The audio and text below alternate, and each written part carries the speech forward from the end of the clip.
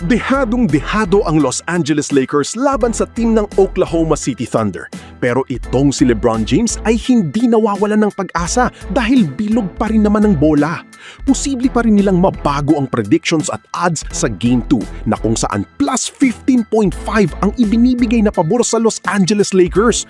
May kalakihan ito, nagpapakita na tagilid masyado ang team ng Lakers. Nakita rin natin sa kanilang injury report na wala pa ring Luka Doncic para sa Game 2. Samantala, doubtful naman si Jared Vanderbilt habang si Luke Kennard ay may neck soreness kaya questionable rin kung makakapaglaro siya. Dahil dito, mas lalo pang nadedehado ang Lakers. Alam naman natin na si LeBron ay napaka-competitive pa rin at kaya pa rin makipagsabayan sa high-level basketball. Ang problema nga lang ay wala si Luka Doncic na kailangan niya sa ngayon para makapagbigay ng mabigat na opensa para sa team ng Lakers.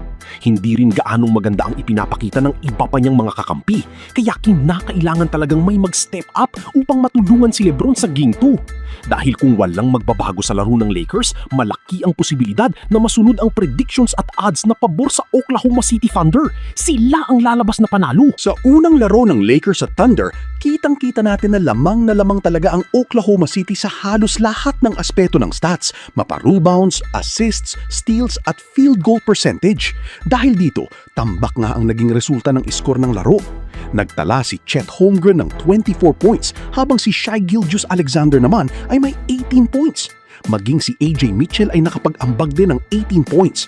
Bukod pa rito, marami ring mga players ng Thunder ang nakagawa ng 12 points at 9 points na nagpapakita kung gaano kalalim ang kanilang lineup at kung gaano karaming players ang kayang gumawa ng puntos para sa Oklahoma City Thunder. Nakikita nga natin na lamang ang Oklahoma sa seryeng ito at sila pa rin ang pinapaboran sa odds at predictions na nanalo sa kanilang Game 2. Kung mas batang version sana ni LeBron James ang naglalaro, yung kaya pang gumawa ng 40 points kada laro kagaya nung panahon niya sa Cleveland at Miami Heat, Posible pa sanang magkaroon ng mas magandang laban ng Lakers kontra sa team ng Oklahoma. Ayaw man nating sabihin ito dahil isa ang Lakers sa mga paboritong kupunan ng maraming Pinoy fans, pero talagang dehado sila sa seryeng ito.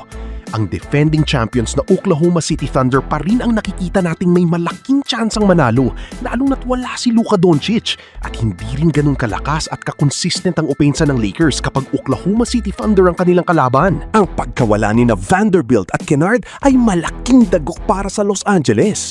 Si Vanderbilt ay isang versatile player at merong depensa sa loob ng paint at kayang lumaban para sa mga rebounds, habang si Kennard naman ay isa sa iilang tunay na 3-point threats ng kupunan. Kaya rin ni Kennard na maging isang playmaker at gumawa ng opensa para sa kanyang team. At mas kailangan ng LA ang tulong mula sa dalawang players na ito, lalo na't hindi pa rin makakalaro si Doncic sa Game 2. Pero yun, nasa injury list sila at may kalabuan talaga na sila ay makakapaglaro sa Game 2 para sa Los Angeles Lakers laban sa team ng Oklahoma City Thunder. Sa ating personal na prediction naman, base na rin sa takbo ng injury lists ng Lakers, ay mahihigitan pa ng Thunder ang kanilang 15.5 predicted na kalamangan sa score. At para sa atin, nasa 20 points plus ang ating prediction na magiging lamang ng Thunder sa final score ng kanilang Game 2. Humina ang opensa ng Lakers, walang Luke Kennard, tapos maging ang rotation nila sa kanilang frontline humina rin. Walang Vanderbilt, limitado ang kanilang rotation laban sa mas batang lineup ng Oklahoma City Thunder. Kitang-kita ang kalamangan ng OKC sa Game 2.